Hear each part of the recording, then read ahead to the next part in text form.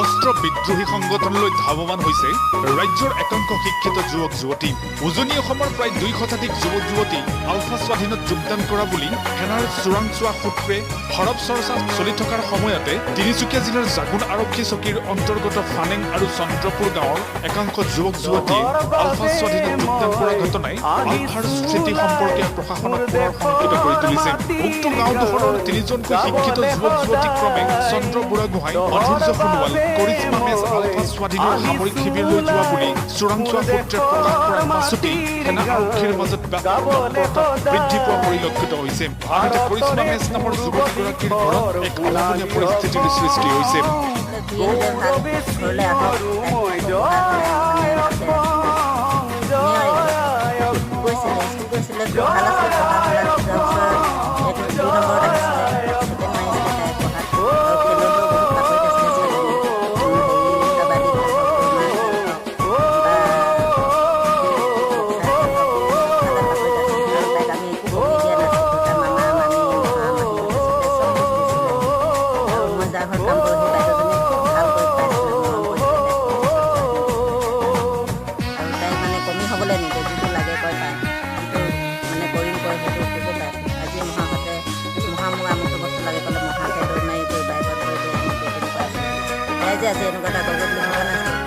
উল্লেখযোগ্য যে জাগুন আৰক্ষী চকীৰ অন্তৰ্গত ফানেং গাঁৱৰ নিবাসী দ্ৰোণ মেজৰ একমাত্ৰ কন্যা কৰিশ্মা মেজ যোৱা এপ্ৰিল মাহতেই আলফা স্বাধীনত যোগদান কৰা বুলি সেনা আৰক্ষীয়ে সন্দেহ প্ৰকাশ কৰিছিল আৰু শেহতীয়াকৈ সেই কথাই নিশ্চিত হৈ পৰিছে।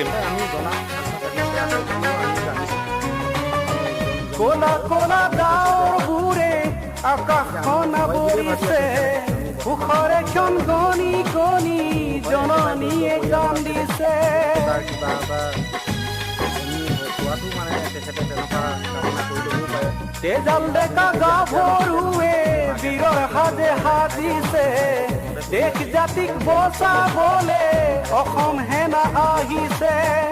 হাৰে আছো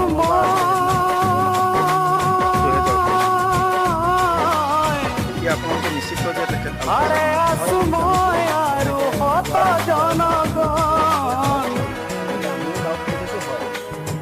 আনহাতে একেখন গাঁৱৰে চন্দ্ৰ বুঢ়াগোহাঁই ওৰফে ফুক সিং নামৰ এজন যুৱক বিগত 2 মাহ ধৰি নিৰুদ্দেশ হৈ থকাৰ পাছত আৰক্ষীয়ে যুৱকজন আলফাত যোগদান কৰা বুলি নিশ্চিত হোৱাৰ পাছতেই সম্প্ৰতি এলেকাটোৰ আলফা সাংগঠনিক ভেটি শক্তিশালী হোৱা বুলি স্পষ্ট হৈ পৰিছে। উল্লেখযোগ্য যে একালৰ ছাত্ৰ নেতা পংকজ প্ৰতিম দত্তই আলফা স্বাধীনত যোগদান কৰাৰ পাছতে আলফা শিবিৰলৈ ৰাজ্যৰ বিভিন্ন প্ৰান্তৰ শিক্ষিত যুৱক যুৱতীসকল এনেদৰে ধাৱমান হোৱা কাৰ্যই সম্প্ৰতি এক বিশেষ তাৎপৰ্য বহন কৰিছে। পৰা উজ্জ্বল চৌধুৰীৰ ৰিপৰ্ট, বি লাইভ।